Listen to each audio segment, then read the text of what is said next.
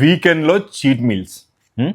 వారమంతా ఏదో ఉద్ధరించేసాం అన్న మైండ్ సెట్ తోటి వీకెండ్ రాగానే విచ్చలవిడిగా తినేయడం, ఆ వీక్లో వచ్చిన కాస్తో కూస్తో ప్రోగ్రెస్ని కూడా సంకనాకించడం, ఆ వీకెండ్లో జరిగిన డ్యామేజ్ని కవర్ చేయడానికి మళ్ళీ వీక్ అంతా కష్టపడ్డం.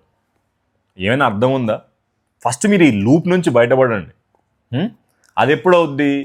నువ్వు నీ డైట్ ప్లాన్ని, నీ డైట్లో ఉండే ఫుడ్ ఐటమ్స్ని నీ అలవాట్లకు తగ్గట్టుగా, నీ లైఫ్ స్టైల్కి తగ్గట్టుగా కస్టమైజ్ చేసుకున్నప్పుడు మాత్రమే అవుద్ది.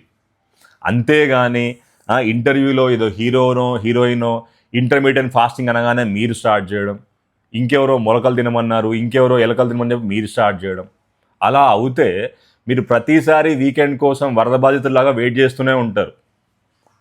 ఓకేనా? మళ్ళీ చెప్తున్నా, నీ లైఫ్ స్టైల్కి తగ్గట్టుగా డైట్ ప్యాటర్న్ని చూస్ చేసుకో, ఆ డైట్ని అలా ప్లాన్ చేసుకో.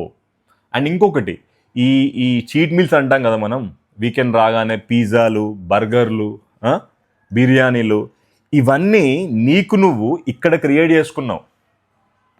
ఓకేనా? ఐ ఏం లైక్ ఇట్స్ నాట్ మ్యాండేటరీ ప్రతిసారి వీకెండ్లో తినాలి, తినప్పుడు చచ్చిపోతాం అట్లా ఏం లేదు. నీకు నువ్వు అవి మైండ్లో క్రియేట్ చేసుకున్నావు చీట్ మీల్స్ అని. ఓకేనా?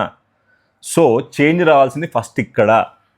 అండ్ మోస్ట్ ఇంపార్టెంట్, ఈ చీట్ మీల్స్ అనే పదాన్ని ఎరేజ్ చేసేదాన్ని. నువ్వు ఎవరిని చీట్ చేయట్లేదు, చీట్ మీల్స్ అనే పేరుతోటి నిన్ను నువ్వు చీట్ చేసుకుంటున్నావు. ఓకేనా? అర్థమైంది అనుకుంటున్నాను.